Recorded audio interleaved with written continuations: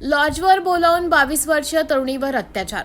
छत्रपती संभाजीनगर जिल्ह्यातील नादराबाद परिसरात एका 22 वर्षीय तरुणीवर अत्याचार झाल्याची घटना समोर आली आहे।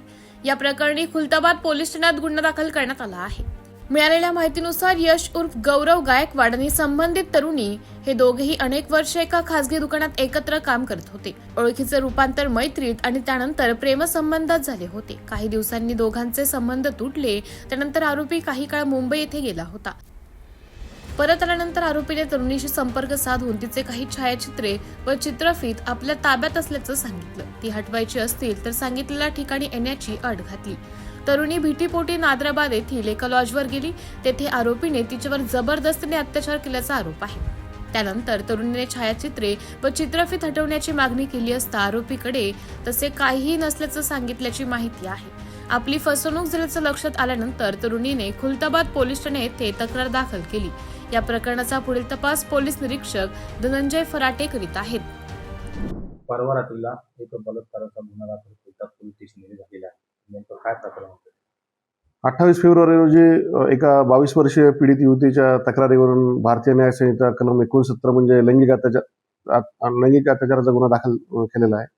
या घटनेमध्ये पीडित युवती आणि जो आरोपी प्रियकर आहे हे 6 वर्षापूर्वी छत्रपती संभाजीनगर मध्ये एका कापड दुकानामध्ये सोबत नोकरीला होते। सोबत काम करत असताना त्यांच्यामध्ये ओळख आणि नंतर प्रेमसंबंध निर्माण झाले। परंतु काही कारणानंतर दुरावा आल्यामुळे त्यांच्यातील संपर्क बंद झाला। सुमारे 3 वर्ष संपर्क नव्हता, परंतु 3 वर्षानंतर 1 महिन्यापूर्वी या आरोपीने परत पीडितेसोबत संपर्क साधला आणि त्याच्याकडे पीडितेचे काही जुने फोटो आणि व्हिडिओ आहेत अशी भीती दाखवून भेटण्यासाठी भाग पाडले। आणि जेव्हा पीडिता त्याला भेटण्यासाठी व्हिडिओ आणि फोटो डिलीट करण्यासाठी जेव्हा भेटण्यासाठी गेली तेव्हा त्याने लैंगिक अत्याचार केला असं पीडितेने तक्रार दिली आहे। तिच्या तक्रार गुन्हा दाखल करून आरोपीला अटक केली आहे। 4 दिवसाची पोलीस कोठडी आहे।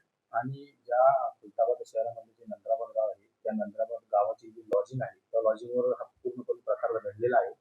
पण जे दोन्ही पीडित होते ते त्या लॉजिंगवर गेल्यानंतर कुठली नावनोंदणी आहेत का? आणि नावनोंदणी नसेल तर त्या लॉजवर गुन्हा दाखल होईल? ज्या संबंधित लॉजच्या रेकॉर्डवर त्यांची नावं नोंदलेली आहेत त्याच्या रजिस्टर आम्ही ताब्यात तपास करून जप्त केलेले आहे आणि त्यांची नावं त्या रेकॉर्डवर आहेत। आणि आरोपीला किती दिवसाची पोलीस? 4 दिवसाची पोलीस कोठडी। लोकनायक न्यूज